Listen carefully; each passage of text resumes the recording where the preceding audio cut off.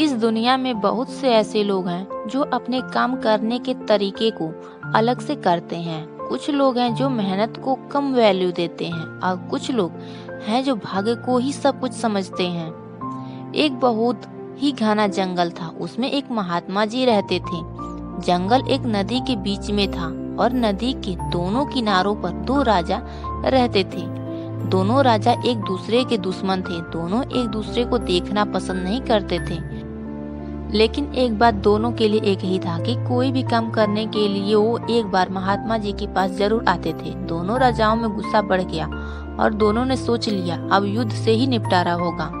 सबसे पहले जो राजा महात्मा जी के पास पहुंचा और सारी बात को बताया तो महात्मा जी ने बोला, राजन, आपके भाग्य में यह युद्ध हारना लिखा है।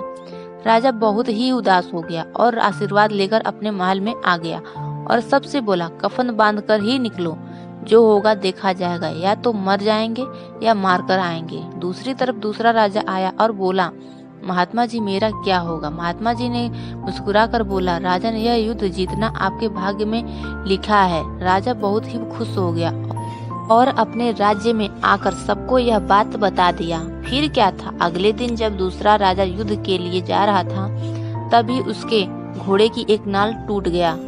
मंत्री ने बोला, राजन, बदल लो, लेकिन राजा को बहुत ही घमंड था।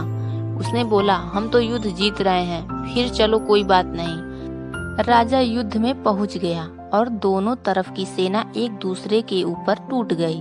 थोड़ी देर बाद दोनों राजा एक दूसरे के सामने आ गए और दूसरे राजा के घोड़े का नाल टूट गया और पहले राजा, जो कि हारने वाला था, दूसरे राजा को बंदी बना लिया। जीत के बाद पहला राजा महात्मा जी के पास गया और बोला, आपने तो बोला था मैं हार जाऊंगा, लेकिन मैं तो जीत गया।